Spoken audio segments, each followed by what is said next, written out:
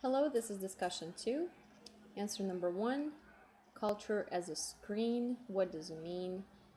Name some specific ways your own culture serves as a screen for you.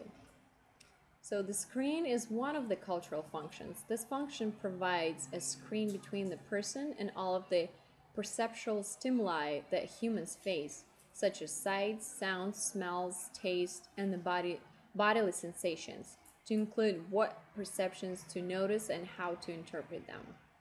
What this means is exactly that. Cultural screens help humans go about their lives without having to consciously react to the environment, to history, or to immediate relationships, etc. One specific way my culture serves as a screen for me has to do directly with this class. For example, I come to visit my mother in California and have told her beforehand that I am bringing homework to complete. I also brought my 4-year-old daughter with me.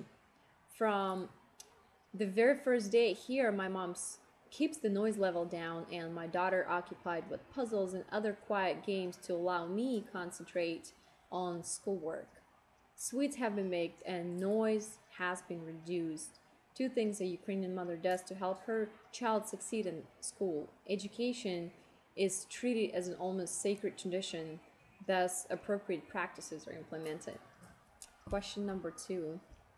Between the whole, Hofstede, and Globe taxonomies, which one best explains cultural patterns, and what does each explain that the other do not, and what are the drawbacks of each? For me, the Globe taxonomy best explains cultural patterns by the nature of the explanation itself.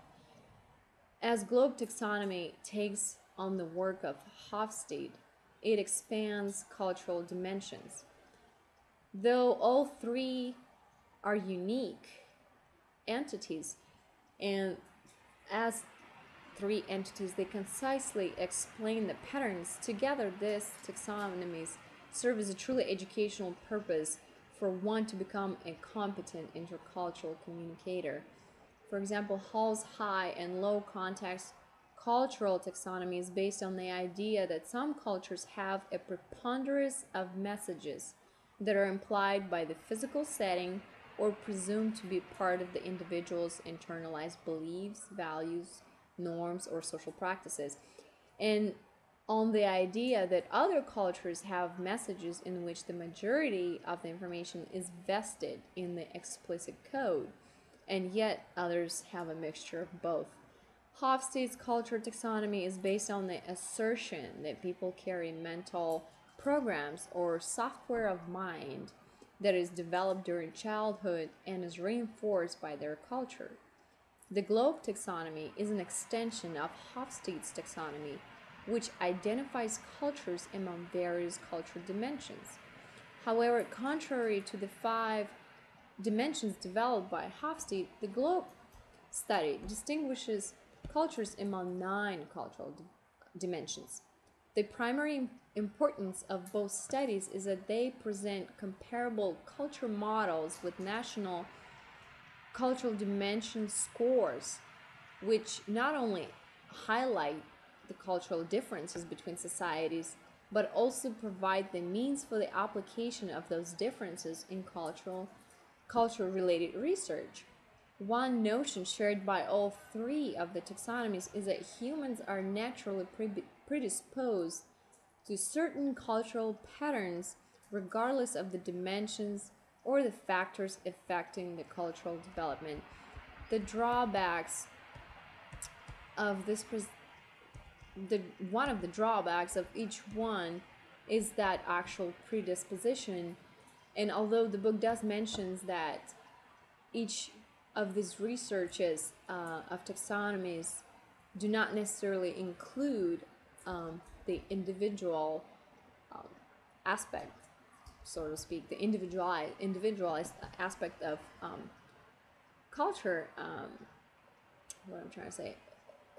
So basically, the predisposition that we're in one way or another programmed, I think it's one of the drawbacks, because I am, as an example, have experienced several different cultures, and I've noticed that my core values and my core beliefs sometimes are completely different from the people from my own cultural background, yet I can relate to people that are completely opposite of my culture, and I can relate to them perfectly. So I think that study is very generalized. The studies of taxonomies are very generalized, and granted, they're the great educational tool. I think still nothing can replace the personal experience, and nothing can replace personal cultural experience. So that was one of the drawbacks that I could think of. This question has been somewhat difficult to think about. So I think I'll just move to question 3. Fred and Jean are engaged to be married. Fred agrees with Renee. Descartes, I think, therefore I am, whereas Jane agrees with the old Nigerian saying, I am because we are. In what ways might their different philosophies affect their marriage, both positively and negatively? Some of the positive ways I think their different philosophies may help them in marriage are in that they both can draw knowledge and confidence from each other. They can both definitely learn from each other and strengthen their relationships through learning. They can share the excitement of learning and adopting to different ideas, to different philosophies, which on the other side could be a negative thing as well, because the philosophy, I think, therefore I am, it seems to have the core individualized cultural pattern, where I am because we are is the collectivism cultural pattern.